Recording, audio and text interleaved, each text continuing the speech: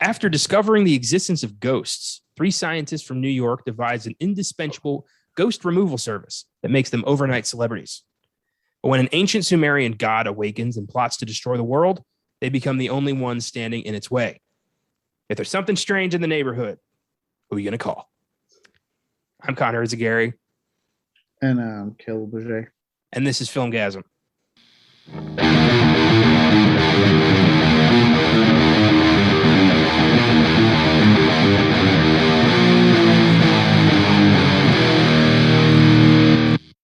Happy Wednesday. Welcome to the Filmgazm podcast. We are finally doing Ghostbusters, one of our all-time favorites, just in time for the release of Ghostbusters Afterlife this weekend. This has been on the docket pretty much since the show started. Ghostbusters is one of my all-time favorite movies, and I've really been looking forward to doing this, but I wanted to do it with the release of the new movie. So here we are. Fucking finally. As of now, unless there's a last-minute decision made. I don't know what would have to happen. I don't even want to think about that. I feel like I've been waiting for this movie for God knows how long. I already got my ticket for Friday, so. Nice. I got mine for Thursday. So I don't know about you, but Ghostbusters has been in my life pretty much as long as I've liked movies. I don't really remember my first time with Ghostbusters. It's one of those films that's just always been there. What about you? It's been there for a good chunk. What's weird is that like a lot of these more like family-friendly 80s horror films have not.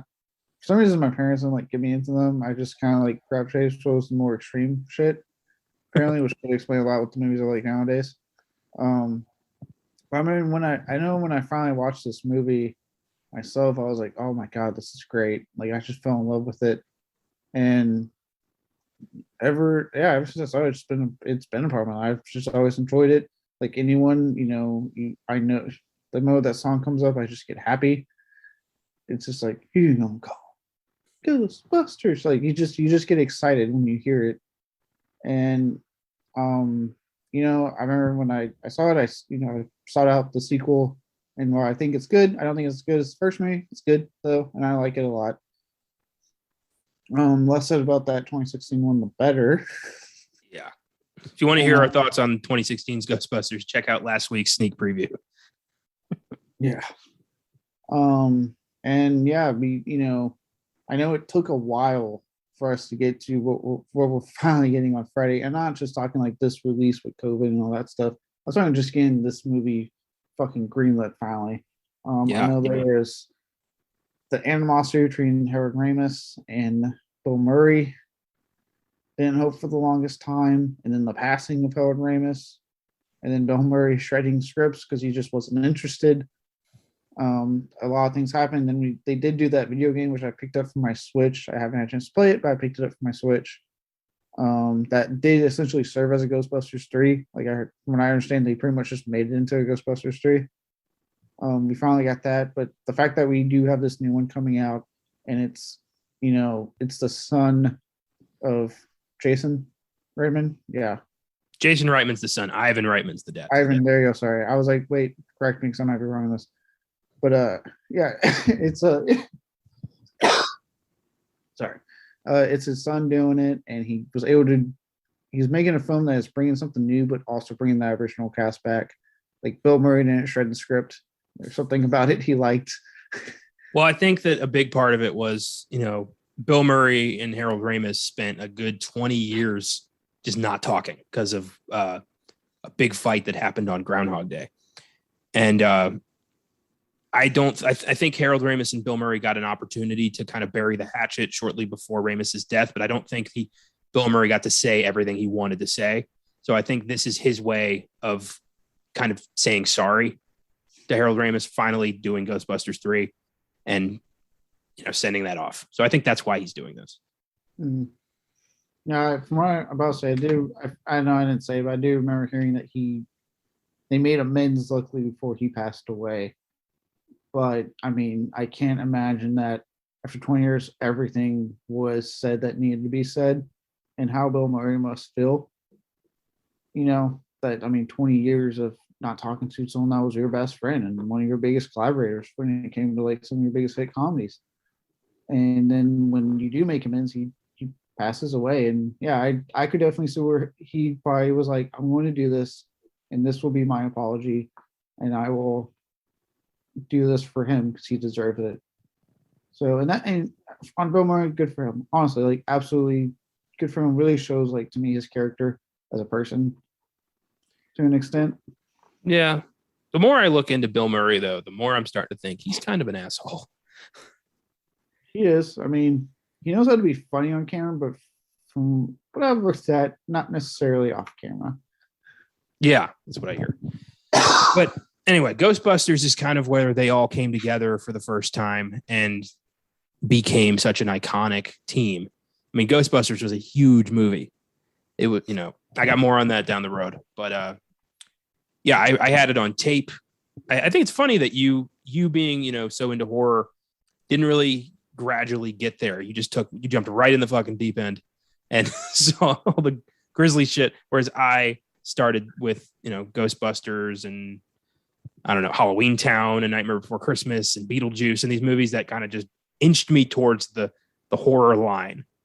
And yeah, that's probably, a big reason why I haven't seen so much. Well, it also shows in like what you like and what I like. Like, I mean, don't get me wrong, I love Beetlejuice, I love Ghostbusters, but it's just, yeah, it's funny because it wasn't anything like I was uninterested. I wanted to see these movies. It's just not movies that, like, in my household, my parents like really held up a lot for me to watch. And so in turn, when I was getting into stuff and I was getting access to all the movies, I in turn, because of it and what was coming out at the time, I just was like, you know what, I'm gonna go into this really hardcore shit. And it could have been, now in hindsight, kind of like, especially how my parents are right now, in hindsight, could have been me kind of mentally, subconsciously rebelling, saying, well, then I won't get into this really fucked up shit. And I just ended up just liking the fucked up shit. I've never had that. I just, all the movies I loved as a child were shown to me by my parents who loved these movies and were like, hey, I think Connor might enjoy Ghostbusters. And we put on Ghostbusters and I'm like, you know what, mother, you're right. I do enjoy Ghostbusters. I mean, I didn't say it like that, but yeah, ballpark. I remember I had Ghostbusters 2 taped off of like TNT or something back when you used to tape movies off of cable. And I had that and Godzilla 98 on the same tape, and they both barely fucking worked. It was such a terrible tape. So I had Ghostbusters 2 as a child, but I did not get to watch most of it. Like right at the beginning when the baby carriage takes off and then you got the opening credits and then Ray and Winston at the birthday party, that was about as far as I could get. It's only like the first 30 minutes. Not even that, like the first 10 minutes. Yeah. And then one day I saw it at Walmart and I'm like, Mommy, can we please get Ghostbusters 2 on DVD? And she's like, all right. And there it is. But anyway, yeah, I love Ghostbusters. It's been around my whole life and I'm very excited to get to dive into it today. Yeah, I'm excited too. And look, like I say this, but like my plan, if I ever do have kids one day, my plan is to definitely rectify that. I mean, before we quit, I was showing you, I just picked up the Goonies on 4K. So I mean, I'm picking up movies that I'm like hopingly, and I'm hoping one day if I ever do have kids, I can show them and do the gradual thing, because obviously my plan is never to just be like, all right, son, sit down, you're watching fucking Hostel today, get ready, buckle the fuck up. No, I'm gonna be like, hey, you want to check out Ghostbusters, you want to check out the Goonies, you want, something like that, E.T. That's probably smart. Don't want to start on those nightmares early. You got to establish a base before you just all right, throw son, fucking Hellraiser at them. All right, son, you're 6. It's time for you to watch a Serbian film. Sit the fuck down. Jesus, they will never feel anything again. I'm gonna have to like abandon that child, because I feel like if I do that, I'm making a serial killer. At the very least, you're canceling a significant bit of development, and that child is never going to be able to connect with anything because they've seen nightmares manifest, and this you can't walk away from that. That kid would never have sex properly in his life. Dear God, can you imagine somebody who's only seen shit like that trying to get laid for the first time, and they just, oh my God, we're talking about Ghostbusters. How the fuck did we get to this dark shit? What do you want me to do to you? I want to cut off your head and fuck. Oh, whoa. Let's take it like 50 steps back. Whoa, fifth date. Okay, pal. Jesus. Slow your roll. Jesus Christ. We just started talking. Okay, Ghostbusters. So this film was initially conceived by Dan Aykroyd as a buddy comedy for himself, Eddie Murphy, and his best friend, the late John Belushi, to star in. That was the original plan for this. It was supposed to be like time traveling ghost hunters, like fighting. They were going to call it the Ghost Smashers because Ghostbusters was a copyrighted TV show with like a monkey and some kids solving crimes or some shit. Eventually, they were able to use the name, but Ghost Smashers just does not have the same ring to it. No, the title and that concept just don't sound nearly as entertaining. No. And the reason they couldn't do that is because producers were like, that's like $300 million. You're never going to get to do that. And they're like, okay, we'll trim it down. I like how in the 80s, that's $300 million. We cannot do that. Nowadays, in like 2021, they'd be like, only 300 million? All right. It's like the kids, like in Evolution, when they're talking about like, how are we going to get so many Head and Shoulders? And they're like, oh, we can get that. Like, that's kind of producers nowadays. Like, no problem. Yeah, we got it. We thought you were going to ask for more. Wait, how much more than $1 billion? Oh, no, that's easy too. So that was the original plan. But after John Belushi died in 1982 from a drug overdose, Aykroyd, who was distraught, Belushi was his best friend, was like, I still want to do this film, but I want to do it for John Belushi. So we're going to do this right. And he went to his former SNL co-star, Bill Murray, to replace him. Murray agreed verbally, never actually signing a contract to star, which is kind of what he's always done. He just kind of tells people like, yeah, I'll be in the movie. And then on the day of shooting, they just hope to God Bill Murray remembers that deal and shows up. He has like a 1-800 number. He doesn't really have an agent. You just call him and pitch your movie. And if he likes it, he'll show up. It's the weird. He's such a strange human being. That is weird. That must be why he photobombed so much. They were just like, hey, can you be at our wedding and photobomb? Yeah, sure. No one thinking he'd do it. The next thing you know, I was like, oh, why are you here? I told you I would. My word is my bond. But not on paper. I remember reading this one. It was like a list of people and their Bill Murray stories. And there was one where this guy's at a bar and he's eating like some fries, having some beers. And Bill Murray just walks up, snatches some of his fries and leans into the kid's ear and just goes, no one will ever believe you. And then walks away. And it's true. No one would believe him. I mean, if you can pull that off, why wouldn't you do that all the time? Yeah, fucking crazy. So yeah, I wish I could be that famous because I do shit like that all the time. Yeah. I just go grab someone's like bag of fucking like they're at the mall and I'm just grabbing their fucking GameStop bag. Like no one will ever believe that this happened. And then walk out. But then I realized it's a shitty game. I don't want to be like, oh no, never mind. You can have that back. If I was like by some happenstance, I become a billionaire, like one of the most famous people on earth, I'm gonna just wander into like situations and then just roll with it. Like show up to a random wedding and give everyone a Porsche, shit like that. That'd be fun. I don't know. I would love to do that, but also I would love to like, prank people on like a grand scale. That would be fun. I feel like Bill Murray's been doing that. Apparently he's just the biggest, oldest troll that we have. Yeah. The only one who can seem to wrangle him is Wes Anderson because he's always pretty stable on those sets.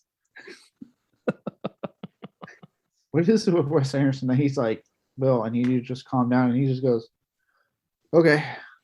Not only that, but like on the set of the Royal Tenenbaums, when Gene Hackman was being a complete prick to Wes Anderson, calling him an idiot, calling him, a novice, like, do you know who I am? Bill Murray is the one who stepped in and was like, hey, don't talk to him like that. and like came in on his days off to make sure Wes Anderson wasn't like belittled. It's weird. They have this weird like, mentor mentee relationship. It's so strange. Same guy who shit on Lee Sulu's acting said that for Wes Anderson. Nice.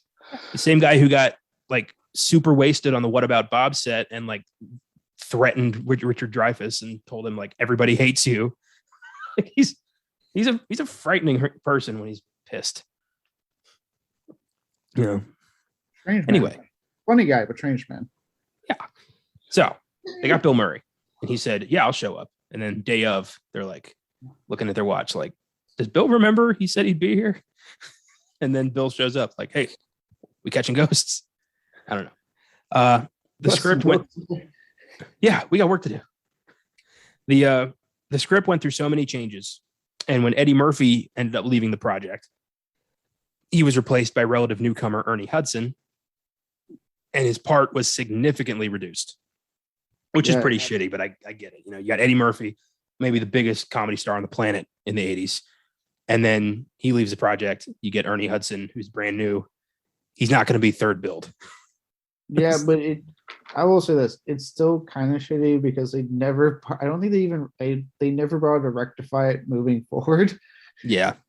Like that's the shitty part. Like, okay, I get it at the time, but then like Ghostbusters 2 doesn't really bother to rectify it. There's still lots of like things they do nowadays where they don't really try to rectify it. And it's like, can we like stop shaming the fact that you had Ernie Hudson? Like the guy's a really good actor and I like him in this movie. Well, I think it's weird they doubled down in Ghostbusters 2. I mean, they ended up like the first draft had Ernie Hudson, like he had a substantial bit, but all of that ended up getting absorbed by Bill Murray, which is weird. And Winston's always been my favorite Ghostbuster because he's not a scientist. He's just some New York schmo looking for a job and ends up, getting hired at the Ghostbusters and saving the world for $11,500 a year, as he proclaims. It's hilarious. And he never once complains. He's just like, all right, this is my job. That's awesome. I love that. He's New York. New York. Yeah. All right. So Ernie Hudson joined up after getting Ivan Reitman on board to direct. Harold Ramis joined the project, did a rewrite of the script with Dan Aykroyd, and agreed to play Egon since no one else could really fit the role. They were trying to get Christopher Lloyd, but I think he backed out and they just couldn't. I think Jeff Goldblum was considered, and eventually Harold Ramis was just like, fuck it, I'll do it. I can't imagine Jeff Goldblum. I mean, that'd be cool. It's Jeff Goldblum, but wow, what a radically different fucking movie. Yeah, I mean, potentially, there is a version of this movie in some universe where it's Dan Aykroyd, John Belushi, Eddie Murphy, and fucking Jeff Goldblum as the Ghostbusters. That sounds awesome. Oh, crazy. Well, the rest is Hollywood history. Ghostbusters went on to be a colossal hit and shaped a lot of careers going forward. And here we are talking about it. I love it. I mean, colossal hit is really like, even that's an understatement. I mean, this became a cultural phenomenon. Yep. I mean, this is like, it seems like everyone knows what Ghostbusters is.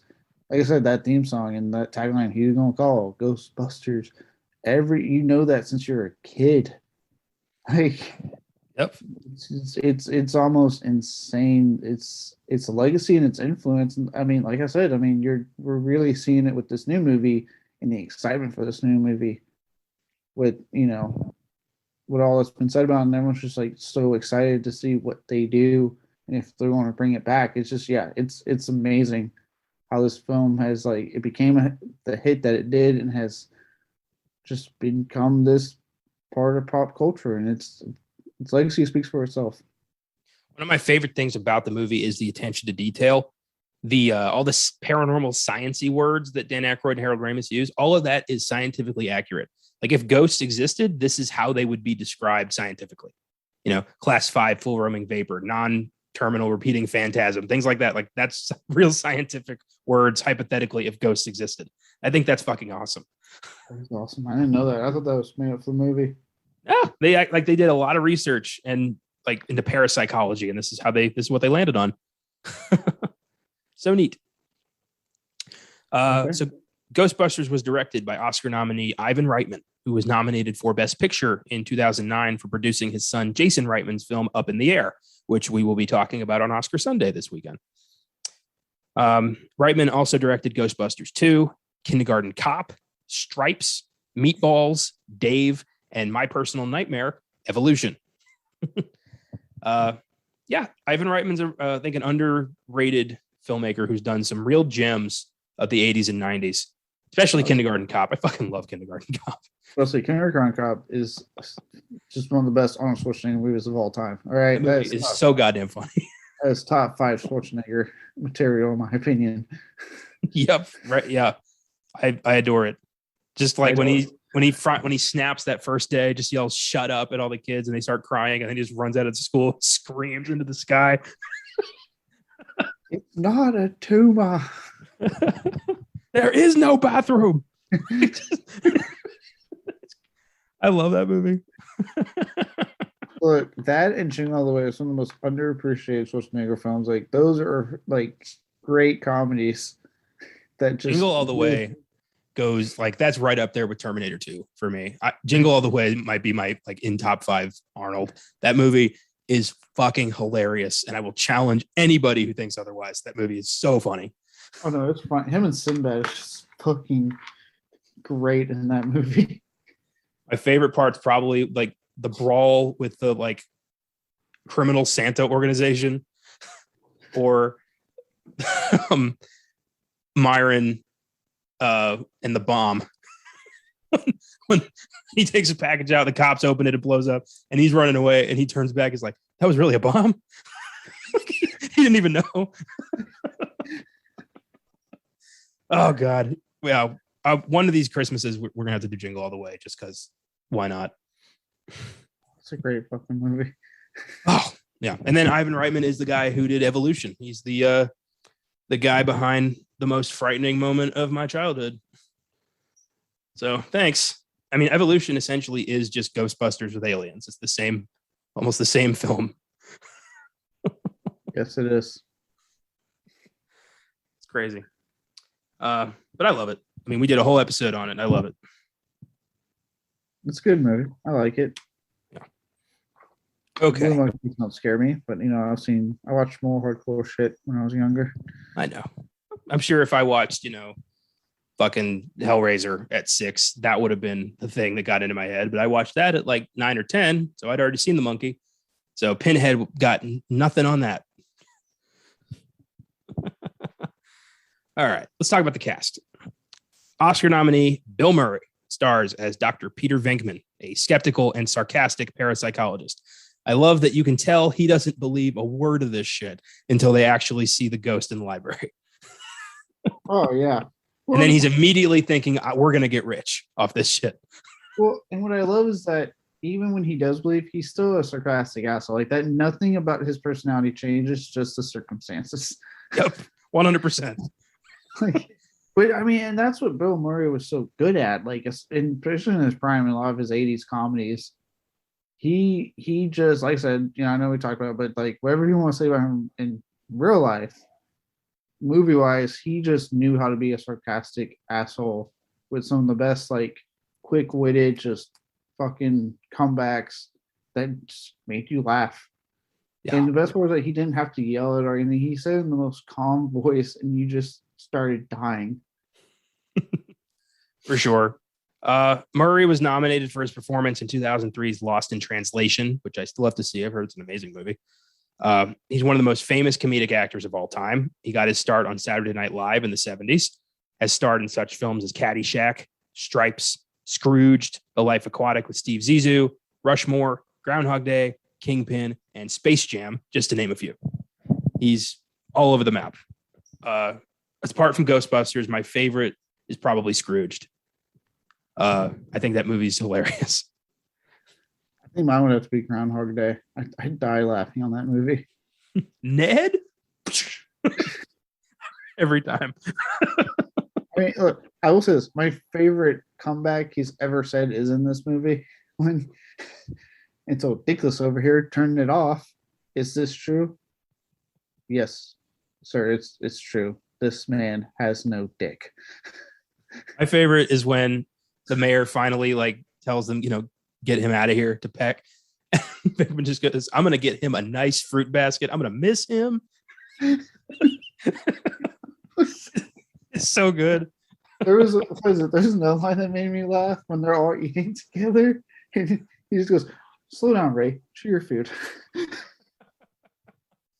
My all-time favorite line of the entire movie is Venkman. It's when they're in the library hunting for traces of ghost and they see the books stacked from floor to ceiling.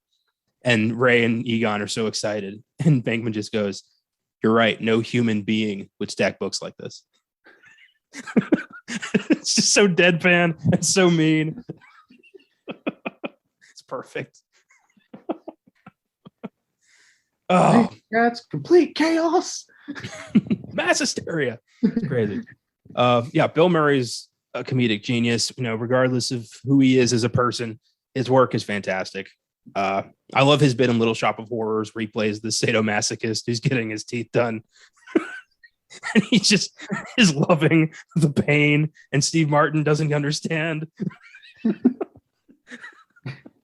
My favorite thing, I think one of my other favorite things was his cameo in Zombieland. Oh, yeah. It was so fucking fun. I love these times. Do you have any regrets? No. Well, wait.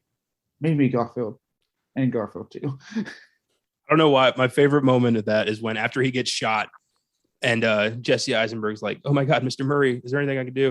And he goes like, I think Bill now. I don't know. Just the way he said that was so funny. Oh, yeah. He's the best. Okay. Oscar nominee Dan Aykroyd plays Dr. Ray Stantz, the heart of the Ghostbusters, clearly the one who's most excited about doing this. And is constantly taken advantage of by Venkman throughout the entire movie. I mean, he makes him mortgage his house, like so many things.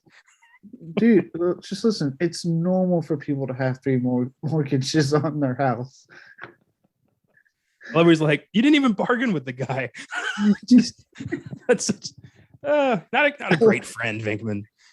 I like when they're like trying to play hardball in the place, and Ray, oh my God, does the pole come with it?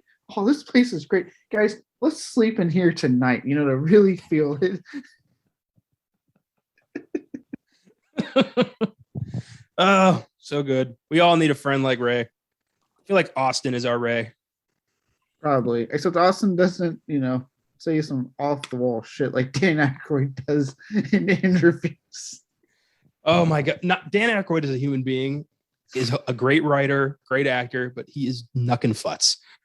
The shit he says randomly in interviews, being followed by the Men in Black, and I don't even know where to start. I try to distance like his work from who he is as a person, because I feel like as a person, he's the guy you get stuck with at the bar talking about conspiracy theories. Even his he has a, I think is a tequila. I'm not, he has an alcohol line. I'm not going to. I think it's vodka. It is vodka. Yeah, Crystal Skull vodka. That's right. Yeah. And the way I remember seeing the trailer for that thing, and the way he describes it is the strangest fucking thing. It's like, dude, it's vodka. Let's all just calm down here. I remember I think I've said this on the show before, but it is worth saying again because it's the craziest shit I've ever heard. He was on CNN and he said this sentence. I heard him say this. I watched it. He said, I don't believe aliens will ever visit us in our lifetime, especially after 9/11. Like, I don't see the correlation there, but whatever you say, Dan. All right, Dan. So Aykroyd was nominated for his performance in 1989, Driving Miss Daisy. I've seen it. He did not deserve the nomination. That movie's horrible. Should not have won Best Picture, but that is not for today. He also got his start as part of the first class of Saturday Night Live. Was also in The Blues Brothers, Trading Places, 1941, Twilight Zone the movie, Spies Like Us, The Great Outdoors, Evolution, and Tommy Boy, just to name a few. Another guy who's been pretty consistent since the 80s. We've seen him all the time. and he's always been funny. I fucking love him in Tommy Boy as Zelensky, the auto parts king. Oh His yeah, crazy ass hair, his super Chicago accent. It's perfect. Oh, he's great. Great. You got to watch The Great Outdoors. He's perfect in that. Roman Craig, the greatest douchebag he's ever played. Yeah, I know. There's a lot of stuff of his I still need to watch. Yeah, very. Like I know he just kind of made fun of like again. He may say some off the wall shit in his interviews, and clearly this guy is like a conspiracy theory nut, but definitely one of the most like consistently good comedians out there. Um, Definitely, he always brings the goods, and he knows how to take that straight man role to an extent and find a way to make it funny. As I guess, especially in Ghostbusters, because he really is out of all of them, he plays by the straightest character, but he still finds a way to make it just hilarious. Yeah, he's great. Even in Evolution as like, the governor of Arizona, I thought he was great. Just crazy, kind of an asshole. Oh, yeah, boy. and he also has the distinction of getting a blowjob from a ghost on camera. Yeah. I will not let that scene die ever. In a kids movie. PG in the 80s was a lawless wasteland. You could do fucking anything as long as you didn't have any tits. Like that's pretty much it. Even then, I've seen some films. Oh, crazy. It's such an odd scene in the movie. Like, doesn't really need to be there. But all right. When I was watching it for this episode, I got to that scene. I was like, family movie, guys. I was alone saying this out loud. Just family film. This is what this is. A family film of a man getting a blowjob from a ghost, and it's not the porno version of this movie. It's the actual movie. Well, apart from Ray's ghost job, I love him in his brief bit in Twilight Zone the movie. He was you want to see something scary bit, right? Yep. Oh yeah, that's her. Oh my god. One of the scariest scenes in film history that comes out of absolutely nowhere. And it's it's Dan Aykroyd and Albert Brooks, two guys known for comedy, talking about show tunes, and then out of nowhere, you're in hell. It's great. Yeah, fucking goddamn it. Goddamn that movie for that scene. That movie is my mom's Blue Monkey. That she saw that when she was a kid, and it scared the almighty Jesus out of her. I can see why. Yep. So Dan Aykroyd, involved in both of our childhood traumatizing movies. I find that funny. He's a connecting factor. Harold Ramis plays Dr. Egon Spengler, a deadpan scientist. Ramis was a prolific comedic writer who wrote such films as Groundhog Day, Animal House, Caddyshack, Stripes, Back to School, and Analyze This. Ramis passed away in 2014 at 69 years old from autoimmune inflammatory vasculitis. And his presence or his lack of presence will definitely be felt in Ghostbusters Afterlife. But I'm pretty sure this whole movie is revolving around Egon's character, which is great. Yeah. And it's only right because he really is like, to me, when you watch this, it's just just worrying about this first film, not worrying about the sequel. He's a humongous part of this movie. You can tell he's a humongous part of this movie, and I feel like what makes him that, and why a lot of people have latched onto his character and he's become a fan favorite character to an extent. I really all of them is that I really feel like out of them, he's almost like the Hurt. He has such a childlike scientific wonder to what they're doing, and I think what makes it is that he plays the part so serious. Like Egon, he doesn't crack jokes. He's a serious person, but that works so well with the rest of the movie. Like it somehow that serious approach makes it funny.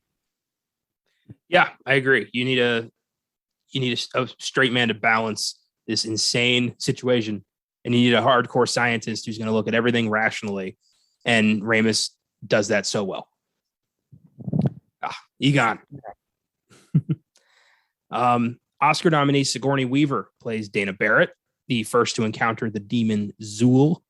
Weaver was nominated for performances in 1986's Aliens, 1988's Working Girl, and 1988's Gorillas in the Mist. She was also in Galaxy Quest, Death and the Maiden, Dave, Holes, and Avatar, to name a few. And she was known mostly for drama at this point. Alien was like the biggest thing she had done, and she was known for more serious roles. So the fact that she was even interested in doing this comedy, she was a big get for the film. And she's great. I just feel bad for her. She keeps ending up in possessive situations with demons who want her or her baby. It's a damn shame. It happened twice. Well, I mean, the first time was Aliens. There's a difference. Well, I meant Ghostbusters and Ghostbusters 2. Oh, I was like, first time was Aliens, but okay. Yeah. That makes sense. With that said, no, it's, look, I think like a lot of people, I'm not alone on this one. Sigourney is always an awesome addition to your movie. It's always awesome to see her in something. To the point that I'll never forget when she pops up at the end of The Cabin in the Woods, and I remember like because they didn't advertise it when it happened, I was like, "Holy shit, it's Sigourney Weaver!" I was like, "Yes." She's awesome, and I really like seeing her in this movie. I think she really does a good job of finding her own way to be funny, showing some like range outside of like you said at the time, coming off of Alien and doing a lot of drama, doing something different and kind of showing her that she was a very versatile actress, and there's a reason she's one of the biggest names in the industry to this day. Yeah, she's the bomb, and I'm glad she's also going to be in the new one, which is great. I'm sure she and Venkman probably finally tied the knot, or she's a Ghostbuster now, which would rock. I would love to see that. But yeah, I love her little, her interactions with Rick Moranis, her neighbor who's like clearly into her, and she's just trying very hard to say no without hurting his feelings. And then the whole gatekeeper thing, like she's really good in this, and she's got some scary moments, like when the hands come out of the chair and grab her and like pull her into the void. That's fucking scary. Yeah. Cool. Yeah, no, she is awesome. Yeah, she has like a lot of scary scenes. And she has a lot of funny scenes with Bill Murray, and his like, honestly, now looking ahead into 2021 lens, very creepy. Dude, initial meetup. Dude, when he goes on the date, like to pick her up, and she's possessed, he injects her with Thorazine and then calls the guys. He didn't know she was possessed. He brought fucking Thorazine with him on a date. Like, what the fuck was he gonna do? It's funny. The Cinema Sins guys, they did that Ghostbusters today for the episode. Cool. And he mentioned that. He's like, wait a minute. He goes, why? He's like, okay, she's possessed, but like he didn't know that. Why was that on him? Yeah, that's a very good question. Like, was this a date rape situation for Venkman? Yeah, I think his comments like, we need to talk less about the ghost in this movie and talk about his potential rape scenario. I mean, at the beginning, the way we meet Venkman, he's manipulating one of his students to sleep with him. Yeah, like that's how we meet this guy. So yeah, he's clearly like into some weird shit, and I don't the way he picks up women is really fucked up. Yeah, I think that was another thing. Was like when they were doing the scene when he goes to her apartment in Cinema Sins, like the first time to investigate. Yeah, for ghosts, and the Cinema Sin guy goes, "Ha, the 80s when casual sexism casual sexual harassment was funny." Yep, that's the 80s. Oh my god. All right, so obviously favorite Sigourney Weaver role. I'm gonna go ahead out on a limb here and say it's Alien. Oh, for my favorite Sigourney Weaver? Yeah. Oh yeah, absolutely Alien. Yeah. Me too. I mean, it's hard to pick anything else. I gotta say though, Galaxy Quest is right up there. I need to see that movie. I actually have not seen it. So what? You've never seen Galaxy Quest? I didn't know that. Oh my god. You would. All right. Galaxy Quest is a gem, my friend. Do you know what it's about? Yeah, I know exactly what it's about, and I like the cast involved, and I've heard it's really funny. I just haven't seen it. Oh man. All right. Well, there's a lot of alien references because it's Sigourney doing sci-fi again, which is cool. Tim Allen doesn't make one Buzz Lightyear reference, which is kind of a shame. But Uh, yeah, we're gonna. All right, I'm penciling that in. Galaxy Quest will be happening in the next few months because I didn't know you'd never seen it. That's gonna be fun. Neat. Um, moving on. Rick Moranis plays Louis Tully, Dana's dorky neighbor. I never put this together, but he's the keymaster, and he keeps getting locked out of his apartment. I never made that connection until earlier today. I learned. I thinking of that. To add to that, another fun fact: when I was watching the cinema scenes, in that scene when he is at the party, and he's having the party in his place. Yeah. And he's talking about the two people that just walk in. I forget their names, but he's like going on about their jobs and stuff. Yeah, Ted and Annette Fleming. Gotcha. Yeah, all that was ad libbed. Yeah, that whole scene with the smoked salmon and all that is him just off the cuff because he was a fucking genius. Yeah, that's awesome. He's pulling prices out of his ass. That's great. it's just I don't know off the cuff the price of smoked salmon. no. I just look. I'm sure I really want to take this time to just really talk about how much I fucking love Rick Moranis, both as a comedian, as a genuinely stand-up guy. I mean, for those who don't know or listen to this, and you're probably thinking, why haven't I seen Rick Moranis acting in a while? Because he's definitely still alive.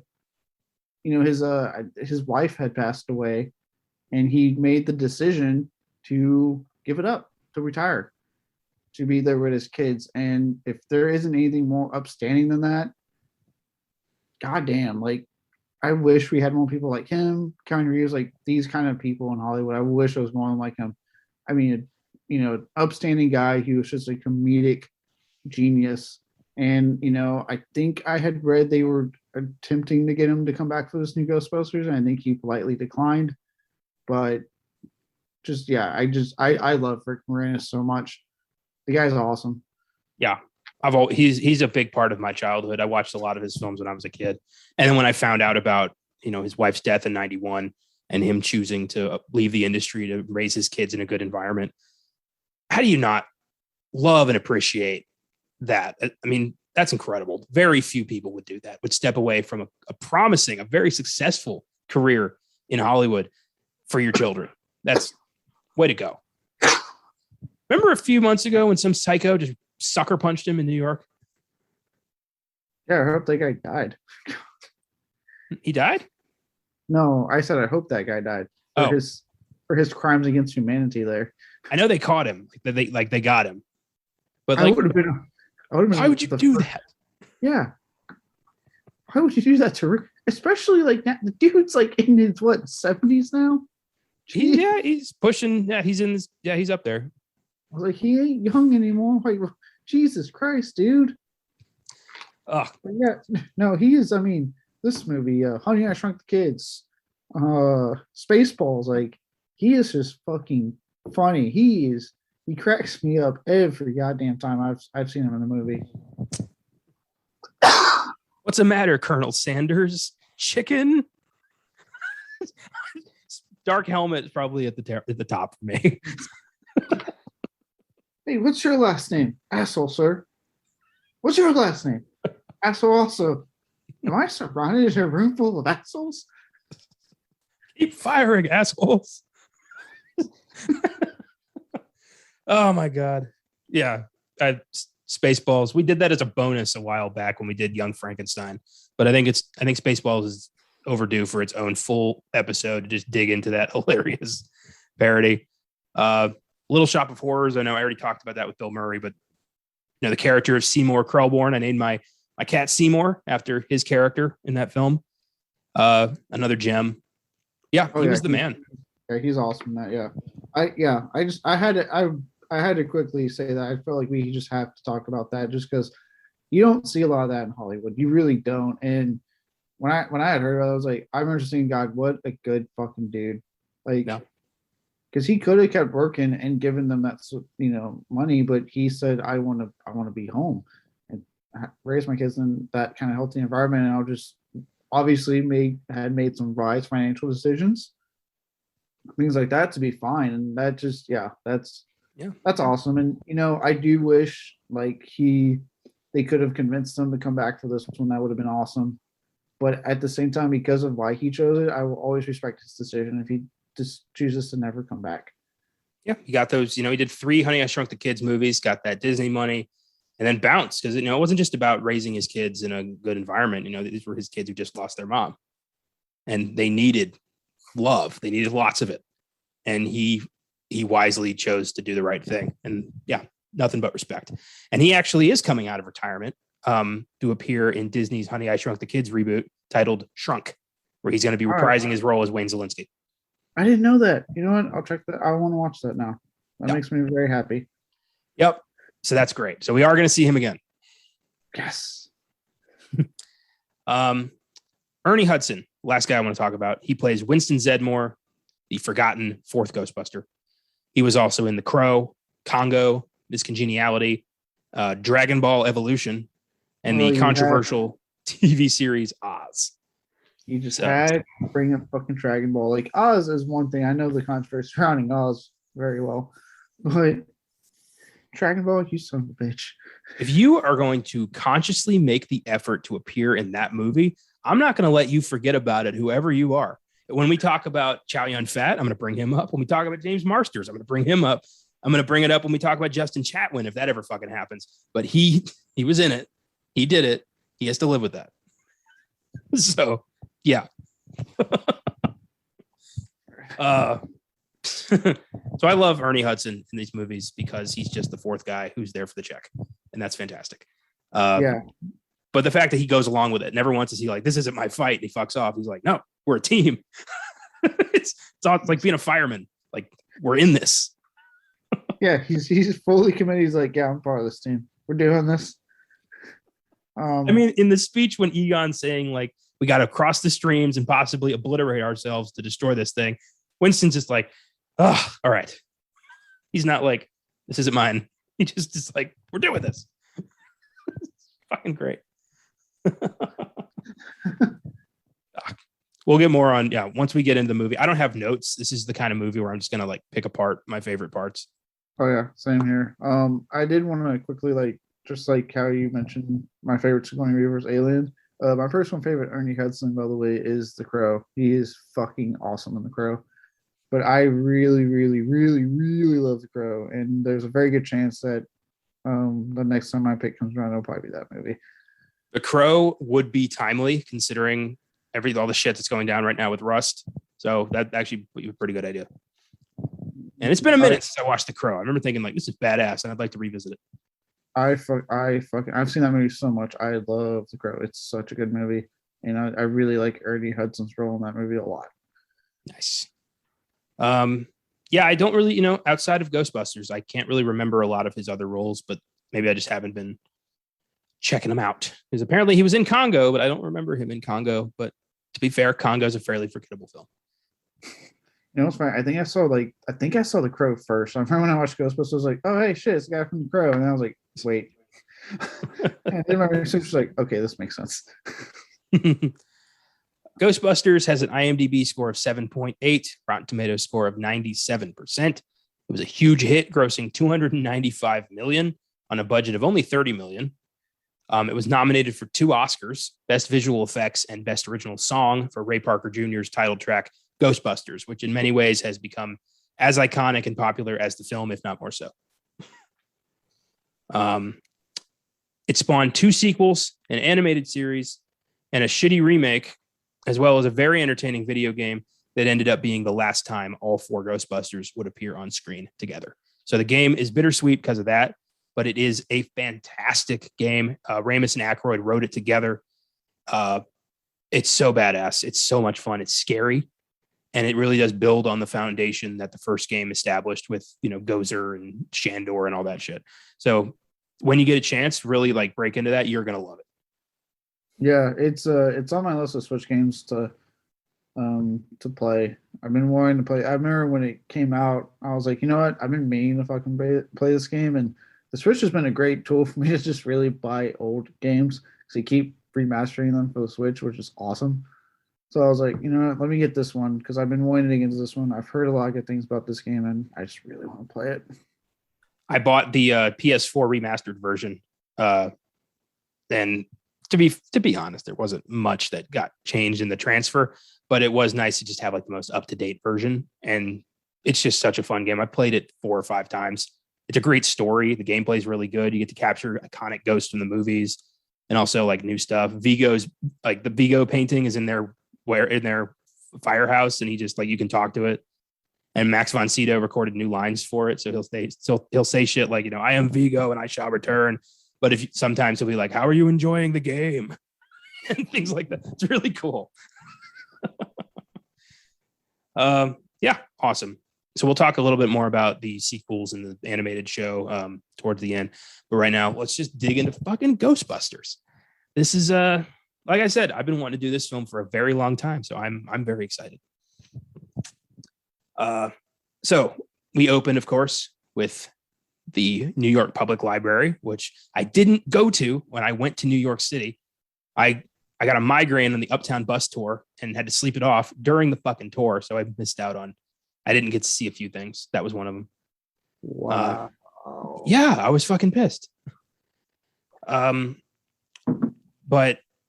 yeah, the score is really creepy in this movie. I don't think a lot of people don't talk about the score, but the music of Ghostbusters, besides Ray Parker Jr.'s Ghostbusters, is actually pretty tense. Well, this movie, I noticed probably more so this time than the other times I've watched it, that it actually does a really good blend of horror and comedy. Like, yeah, I would argue it's mostly comedy, but it does when it does want to do its horror elements and it does want to get scary, it does go for it, and it does it really, really well, actually. Yeah, I agree with you. I think the big part of that is Aykroyd's original script was a straightforward horror movie. And, it got diluted over the rewrites, and they did find this good balance. But, again, for some people, this has always been considered a fairly family-friendly movie. And I don't know how accurate that is, because it's pretty damn scary at times. You got the ghost blowjob. I mean, you got a lot of innuendo. I mean, look, honestly, I call me fucked up. I'd be willing to count this as a family movie. This would be something I would use as a gateway film for like any kids I had to get into horror. Me too. It's the 80s, man. Something about the 80s and the 70s. They were, really PG was debatable. Like anything goes in PG. It's weird. Yeah, it was like PG just means like we rated it. We slapped something on there. So the old librarian gets scared by the ghost in the library after the card catalog flies everywhere. And at first I had to be like, what is that? And my mom explained to me, oh, that's how people checked out library books in the 80s. Oh, okay. Have those fancy computers. No, you had to go find a giant stack of cards, find the book that was written on one of those cards, and then the card told you where in the library to go find the book. That's the system for like hundreds of years until we started scanning shit. I mean, look, whenever I went to the library, even with the computers, I never was like, let me look at the computer to find what the book is. I was like, let me just go find the book. And then I just would wonder. But again, the Blanco library that I grew up at was not the New York library. So it was pretty easy for me to be like, I'm just going to start here in about 30 minutes or less. I'm going to cover this entire library and find it at some point. At my college, the campus library is like 3 or 4 floors worth of books that aren't organized in the most coherent way. So I always have to ask somebody like, how do I give me something on Thomas Jefferson? And I can find shit in that general area. But it's always kind of weird because it's always students who aren't quite sure how to find shit themselves. It's a hassle sometimes. Did you ever go to the library in Blanco when you moved there? Yeah, I did a whole thing on like my books. I hosted a reading that none of my friends came to. Thanks for that. You had graduated by then. It's not your fault. Yeah, but fuck yourself. But yeah, I hosted a book reading there for like some middle schoolers, and that was fun. Yeah, I used to go there a lot. Yeah, I will say. So you know how like what I'm talking about, how small it was, and even then like they took up more space by having like the whole back road when you entered into your left. That back thing was like when I was there for the longest time, VHSs and DVDs, and it was just like, why are we putting these in here? You do not have the space. You're already cutting into your book supply. You could rent fucking tapes from the library. Yeah, for the longest time, I rented fucking like a Bear Seen Bears fucking cartoon special from Blanco Library. I admire their commitment to the classics. So after this encounter with the ghost, we meet Venkman, who's giving an experiment to these two college kids. He's studying the negative effects on ESPN ability, and he's lying to the girl, giving her positive reinforcement the whole time. And the guy, every time he gets it wrong, he gives him an electric shock. And even when the guy gets one right, he gives the guy a shock. There's that bit where his gum falls out of his mouth that always makes me laugh. And eventually the guy gets pissed off and he's like, you can keep the $5. And he leaves. I like when Ray bursts into the room after this and he's like, Ray, I'm kind of busy right now. You want to come back? He jumps and like hits him. He's like, I'm right in the middle of something, Ray. Not even subtle at all. And Ray's like, we got to go to the library. There's something is there. We got evidence. We got it. We need it. And so Venkman makes plans to meet up with this college kid later. And it's really twisted. He's lying to her that she has ESP so that he can like convince her to sleep with him. It's amazing how the 80s operated. Yeah. And this was, this is our hero. It's really crazy. They go to the library to meet Egon. I love that bit where Egon's like looking for evidence and Venkman like fakes, he knocks on some books and he's like, Egon, and drops the books next to his headphones. Venkman's such an asshole. Oh boy. I never joke. I'm always serious. I love when they are talking to the librarian and he's asking her the weirdest questions. Venkman, he's like, has anyone in your family ever been diagnosed mentally incompetent? And she's like, my uncle thought he was Saint Jerome. He's like, I call that a big yes. Like, what the hell? He asks her if she's menstruating, and that one guy's like, what does that have to do with it? He's like, back off, man. I'm a scientist. This whole thing is just great quotes, pretty much. Oh yeah, Bill Murray just fucking God. You could spend most of me just quoting what comes out of his mouth. They go down to the basement to track this thing. They find ectoplasm all over the card catalog. Venkman's like, really? Someone blows their nose, you want to keep it? Like, I love watching him like wipe it off on everything, like the books and stuff. Just trying to get off his hand. Zero regard for these library books. I love when he's like trying to put it in the cup and he's like, like making the weird noises, like, so stupid. Then they meet, there's the symmetrical books. He does that great line. Ray yells out, listen, you smell something? Which I always loved. They find the ghost, and it's this purplish librarian ghost. They're all kind of stunned. They never thought they'd actually find anything. And this is, proof of the existence of life beyond death. And now they have no plan beyond this. And I love that. Like, Venkman's like, what do we do? And they're like, we didn't think we got this far. They didn't have a plan. Yeah, I have an idea. Hey, ghost. Really? You're ready to say, hey, ghost? Get her. And the thing like, that used to freak me out when I was a kid. The library ghost like turning into its like true form. Oh yeah, that part. That's like legitimately terrifying. That was I read that the original prop for that was way too scary. Like they were like, you can't put this in this movie. Like that's too much. So they ended up recycling the prop a year later, and it became Jerry's vampire bat form in Fright Night. So yeah, everything has a place. Pretty good. So now they're like, all right, ghosts exist. How do we profit off this? Oh, easy. Make Ray fucking get a new mortgage. I don't know. That weird bit when like Venkman like rewards Egon with a candy bar always makes me laugh. because there's no context behind that. When they go back to campus, the dean is there to tell them, you guys are idiots and you're fired, basically.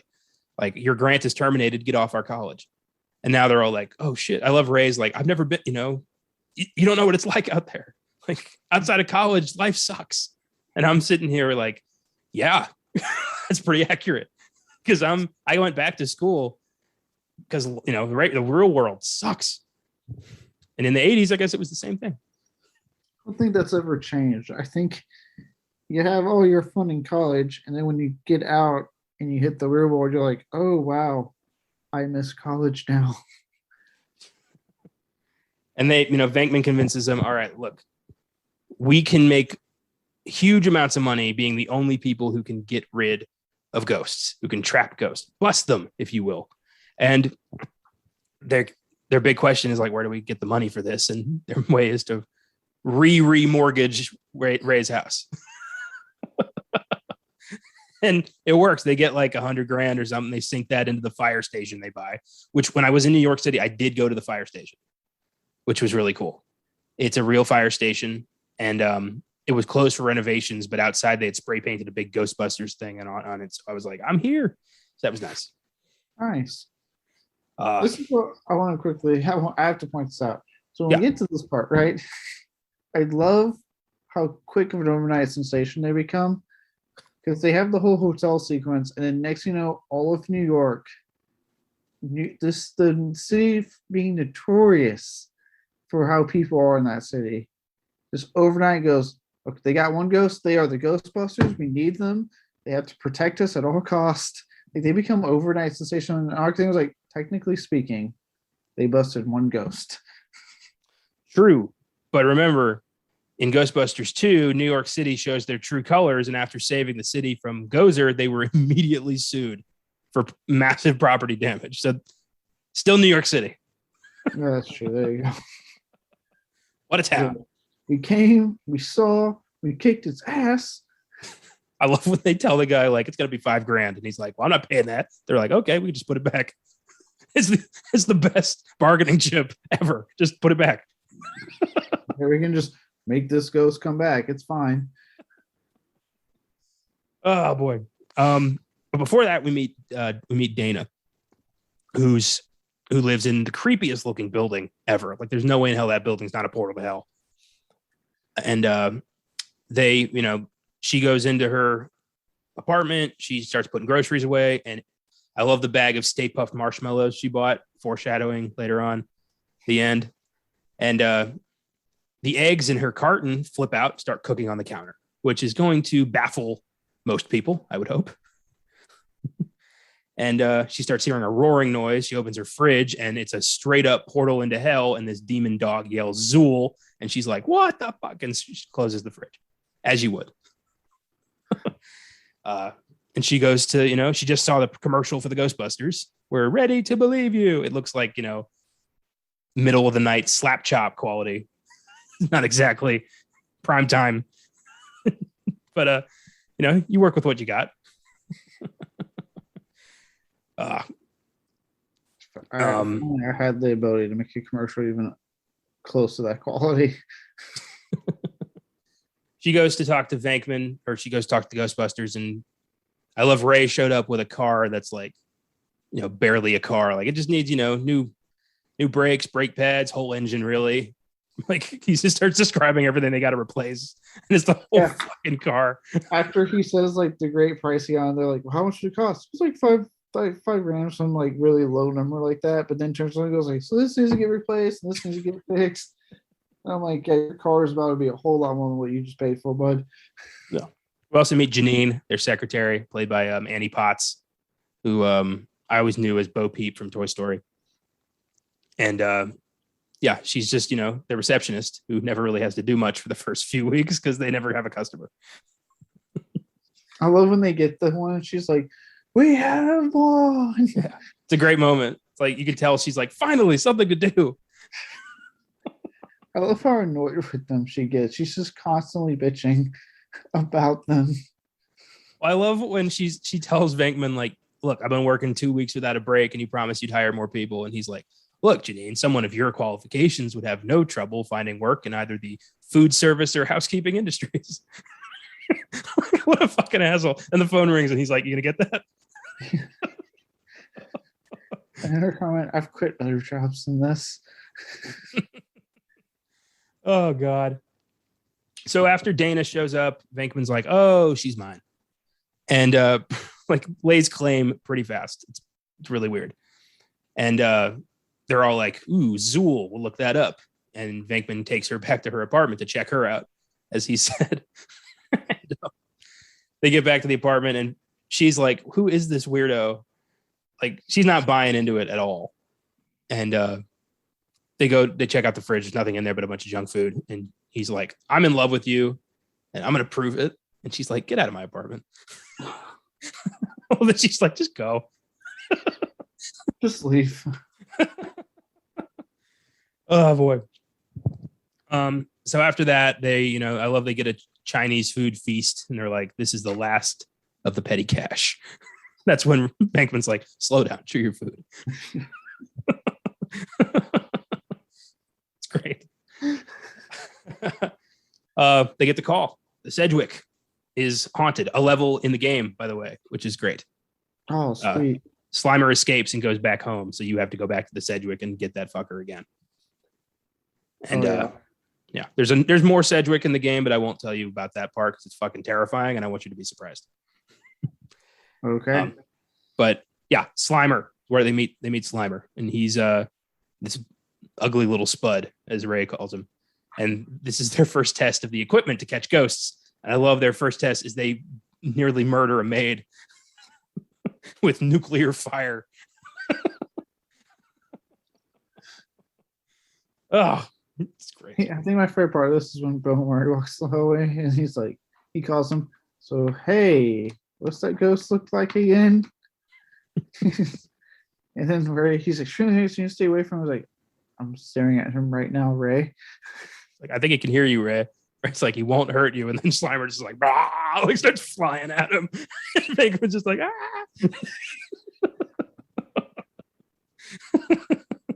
Oh, it's great. And then he gets, he slimed me, the immortal line. Just covered in ectoplasm. He said he feels so funky. Perfect. I love, like, it's amazing they make any money considering the rampant property damage that they cause. Like, Jesus Christ, they destroy the entire ballroom so unnecessarily. I love they're just flipping tables out of the way instead of like dragging them away. They're just flipping the tables. Oh, wait, I've always wanted to do this. Yes, the flower stayed in the middle. So when they catch, one of my favorite moments is when they throw out the trap and Ray tells them both, like, don't look directly at the trap. And Egon just goes, I looked at the trap, Ray. With this like look of concern on his eyes. Oh God. Yeah, fantastic. So they catch Slimer, and after that, ghosts start popping up all over Manhattan, and now they're an overnight sensation. You get to hear Larry King talk about him, Casey Kasem. They go on a talk show and they ask, like, how's Elvis? Have you seen him lately? And they're huge. A ghost is apparently so enamored he gives Ray a blowjob. Apparently that was part of a bigger sequence where they like go to a cabin and like investigate something, but they couldn't fit it into the movie, so they cut it all out and made that little bit of dream sequence, which makes more sense. I mean, it would make sense for them to just leave New York in the middle of the movie. Yeah. That's when Winston shows up for the job interview, and his interview is basically like, do you believe in ghosts, aliens, Loch Ness Monster, Bermuda Triangle, like Atlantis? And he's like, if you're going to pay me, I'll believe in anything you want me to believe in. A true New Yorker right there. As long as there's a steady check, you got my support. A true American, if you will. Oh, if I say yes, can you pay me? Yeah. Yeah, I believe in everything. And he's hired immediately because they need more help. But like, it's crazy that it was just him, the most popular ghost hunters in town. No one else wants that job. Well, I mean, apparently based off Ghostbusters 2, they weren't nearly as popular as we thought. That's true. Well, they have their moments, their pockets. It's like, I guess only when New York is haunted do people care. Pretty much. I love Egon's telling them, about like something's going on in town. He uses a Twinkie to tell them, like, if this is the normal amount of psychic energy in town, the current amount is a Twinkie like 35 feet long. And Winston just goes, "That's a big Twinkie." I always like that line. Then later when they meet, after the whole Peck situation, Winston goes, like, "Tell him about the Twinkie." Bill Murray very like seriously is like, "What about the Twinkie?" I don't know what all the Twinkie shit really makes me laugh. So Peck, one of the biggest assholes in movie history. Walter Peck, EPA douchebag, goes to talk to Venkman, and I love, like, from the get-go, just the handshake is like Peck's hand covered in goop, just from the beginning. And yeah, their exchange gets heated. Peck says he's coming back with a court order. But if you look at this from Peck's perspective, all of a sudden, these people show up in the middle of Manhattan claiming ghosts are real and only they can get rid of them. They've got so many noxious chemicals on site, possibly environmentally disastrous, and he needs to assess how dangerous they are. And as soon as he asks about it, they're complete dicks to him. And he's like, well, now I got to get a court order. It's kind of funny. Like, if you think about it like that, who's the bad guy here? Both sides. Yeah.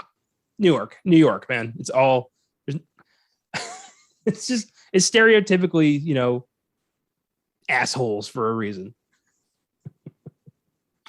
I don't know why. Yeah. So after the whole Peck thing, that's when I believe Zool returns and possesses Dana. Mm-hmm. Well, actually, first they, like, Peter and Dana make a date, and they bring up Gozer, who is the Sumerian god that Zool is like the herald of. Like, if Zool is the Silver Surfer, Gozer is Galactus. You get it. Yeah. So Dana goes home. Hands come out of her chair, grab her, pull her into Zool. She is now possessed. She is the gatekeeper. And meanwhile, at Lewis's accountant party, where he invited clients instead of friends, I love that he told them that. Everyone's cool with it. So weird. And you have that one chick that's like, I want to leave. And he's like, no, don't leave yet. Yeah, maybe if we start dancing, other people will join in, and they just both start awkwardly white person dancing, and nobody joins in. They got fucking Disco Inferno playing in the background. It's the whitest, the whitest party ever. And Lewis doesn't realize there's a demon dog in his closet. It comes out, starts chasing him through Manhattan. I love, he's like, I'm going to bring this up at the next meeting. There's not supposed to be any pets in the building. Like, he's panicking. I love when he gets cornered at the restaurant and everyone sees it happen and nobody does a thing. Yeah, they just look super annoyed. And then he becomes the keymaster. And I love that the gatekeeper is super poised and like ready to work, and the keymaster's a fucking dope. It just makes sense. It only makes it. I was say it only makes sense. Like, yeah, it just makes sense. They the cops pick up the keymaster and drop him off at the Ghostbusters because they don't know what to do with this guy. And Egon's like, oh, yep, he's possessed. I'll take him. And starts talking to him. And he says one of my favorite quotes when he asked him if he wants some coffee. And he goes to Janine. He's like, do I? And she's like, yes, have some. He goes, yes, have some. There was a t-shirt I saw a while back that was the Starbucks logo, but it had Lewis with like the weird thing on his head, and it said, yes, have some. It was great. So with Peter learning about Dana being the gatekeeper and saying we must prepare for the coming of Gozer, and Egon with the keymaster, they both obviously put this together. Like, getting these two together would be really bad. Probably shouldn't do that. And that's when Peck shows up with his court order and says, we're shutting this place down. And everyone's like, if you do that, shit's going to get way worse. And he's like, fuck you, shut it off. And they shut it off. And all the ghosts they've caught fly out of the containment grid and all hell breaks loose. Yeah, in a really awesome sequence. Yeah. Admittedly, as much as like Peck is annoying, like this sequence is fucking awesome. Seeing all the ghosts like out and about, just terrorizing people. It's pretty awesome.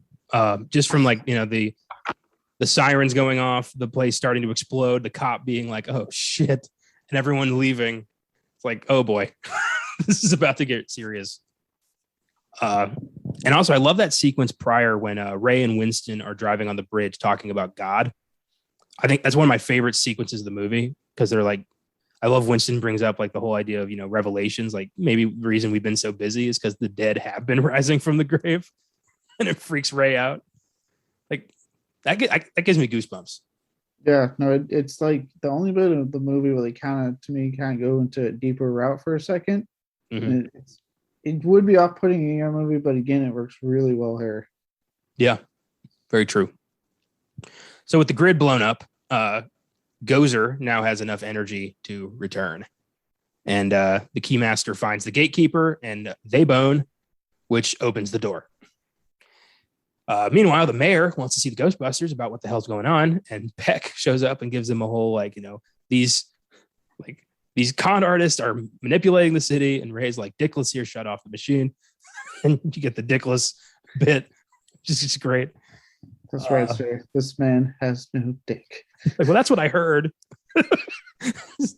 Beautiful. I love that the mayor finally gives a green light to the Ghostbusters when Venkman reminds him that if they're right, they'll have saved, the mayor will have saved the lives of millions of registered voters. He's like, yeah, I love that. Then Peck just gets fucked off. Peck is in the game, by the way. Is he really? He's the mayor's aide now. Oh my god! And he is a very anti-Ghostbusters candidate. Of course he is. Yeah, it's great. I love that game. So the Ghostbusters get the green light to take on Gozer, and they get a police escort up to the building. They go up to the building, and they arrive just in time to see Dana and Lewis turn into the Zool dogs. And Peter's kind of not really that bummed about it. He's like, all right, she's a dog, whatever. Like he's still in. I can work with this. Yeah. What a fucking nut. He's a very strange person. So Gozer shows up. It's this gymnast looking chick. And I love that Ray gets appointed to be the kind of representative of Earth. And he says, on behalf of the people of Earth, I order you to retreat to the nearest parallel dimension. And she's like, yeah, okay. She asks them if they're gods. Ray says no. She tries to kill them. I love Winston's like, if someone says you're God, you say yes. It's good advice. And yeah, I love the whole. This movie really has no dull moments. It's a flawless, it's superly, it's greatly paced. It's all the performances are great. The story is engaging. It's flawless. Yeah, and no, I mean this movie just knows how to keep moving. I was gonna say also on this part when they're like, and she's like, I'm gonna bring your worst fear to life. And don't worry, everyone keep your mind clear. No one think of anything. He's like, what's that? My mind's clear. Well, my mind's clear too. I'm not thinking anything. And they're like, who thought of something? And they all just slowly turn to Ray. It just popped in there. Oh, yeah. And we meet the Stay Puft Marshmallow Man, the Destructor. It's so stupid, but it works. It's become iconic. Yeah, it really shouldn't work, but it does. I bought a Stay Puft Marshmallow Man t-shirt today. It's a part of pop culture. It's fantastic. And easy as hell to destroy. It's a marshmallow. Yeah. It was a pretty good selection. And now they roast this motherfucker. And they realize that the only way they can close the door to Gozer's dimension is to cross the streams, which Egon warned them earlier would cause complete protonic reversal and destroy them. But I guess not. Yeah, it's amazing how they survived this explosion. I'm just gonna say it right now, holy god. Yeah, it's awesome though when they cross the streams and blast this door wide open and blow up Stay Puft, and Peck in the streets gets covered in marshmallow gunk. That was very satisfying. That was, yeah. And Dana and Lewis survive, and everything's great. They save the world. And then in Ghostbusters 2, it's revealed that as soon as this was over, the entire city of New York sued their asses.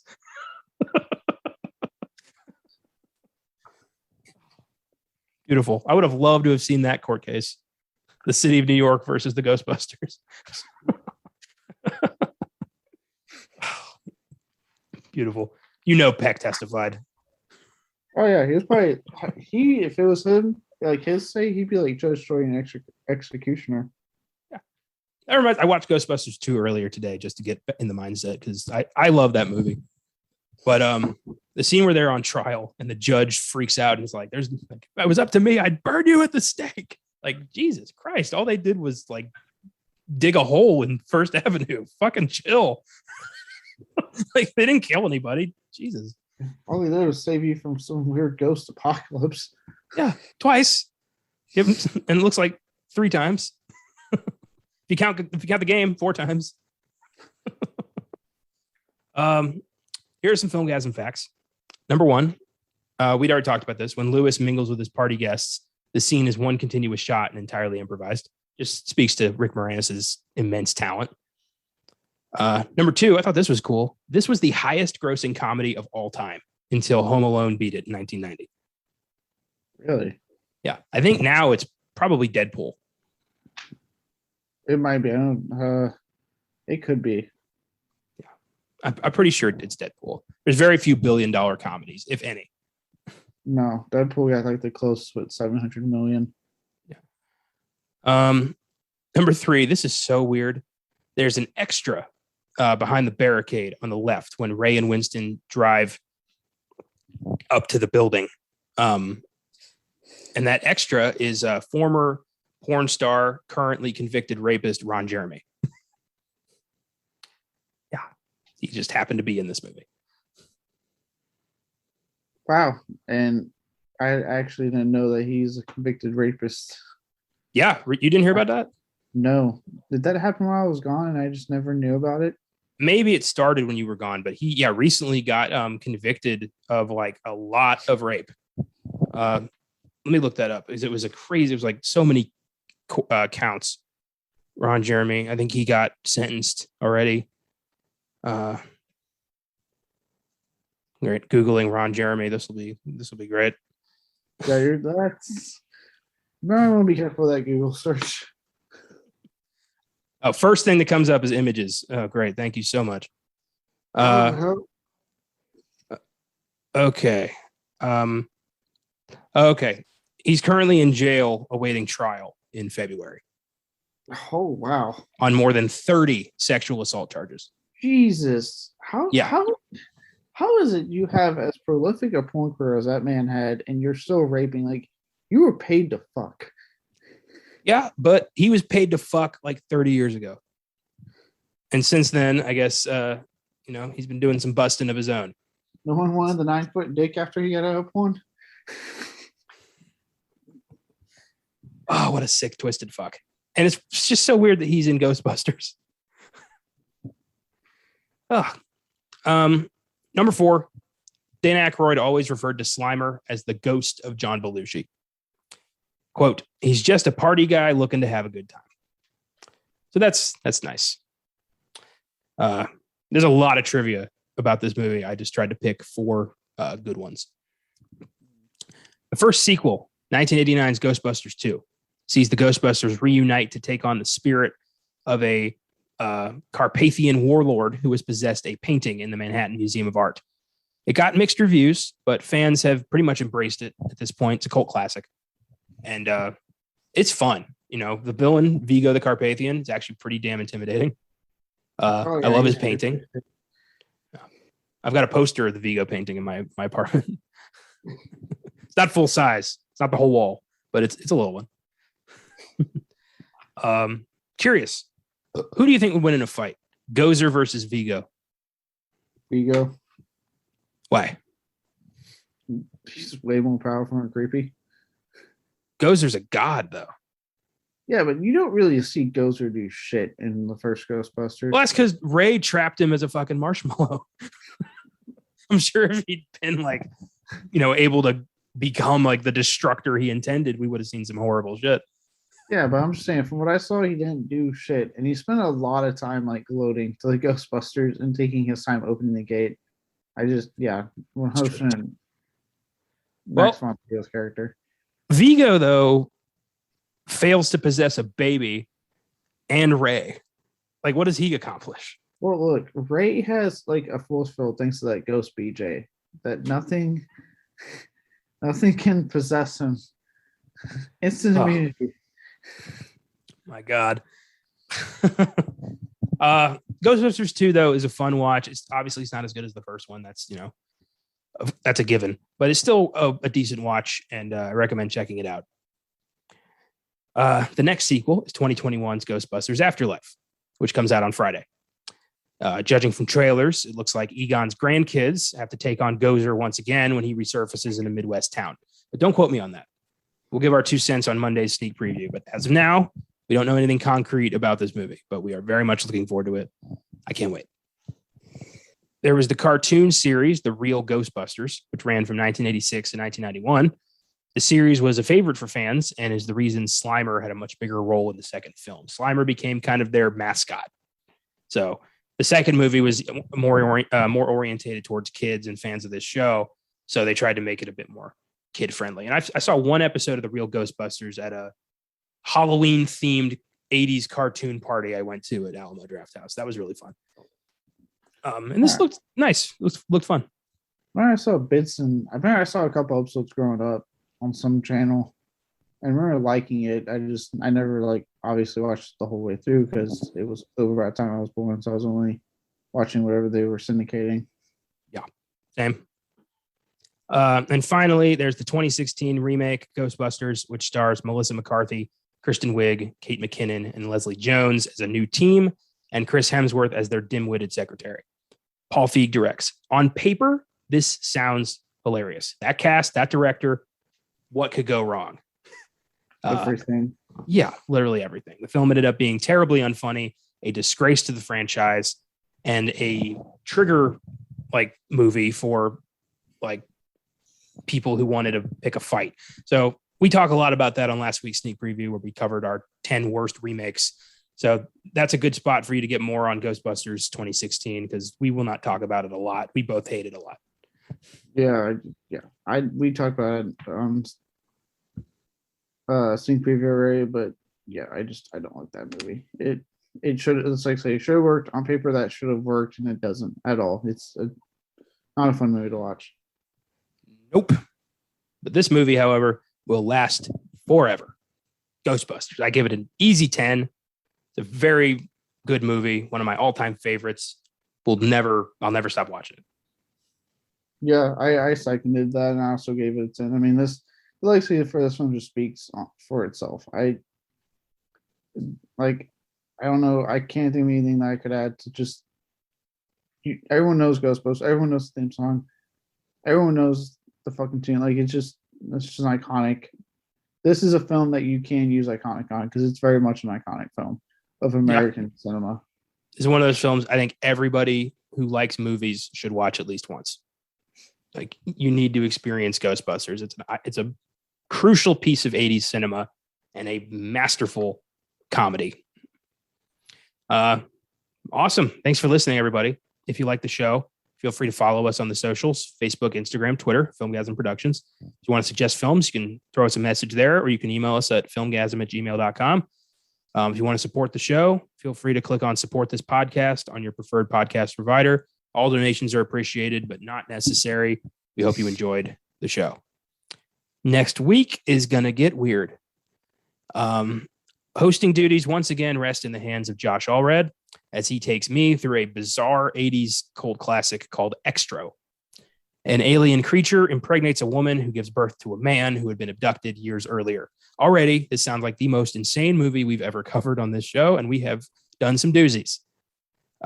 Tune in next week to hear our thoughts on Extra. You know, it's his pick through the cycle. This could, judging from our track record, I probably won't like this, but you know what? Josh loves it. He'll talk about it. He'll have a good time, and I will be there to give my 2 cents. I'll be able to judge you for not liking it. So We've already been talking about watching here at the house. So I looked at the reviews. This is not exactly celebrated, whatever the fuck this thing is. So, it's a classic though. So is it just because it came out in the 80s does not make it a classic? it makes it a classic. Well, if you all want to watch Extra in preparation for next week, there is a full cut of it on YouTube, which is how I'm going to be watching it. Other than that, good luck. Don't miss Jason Reitman's Up in the Air on Oscar Sunday and Ghostbusters Afterlife on Monday's sneak preview, among other films. Until then, if someone asks you if you're a god, you always say yes and keep watching movies.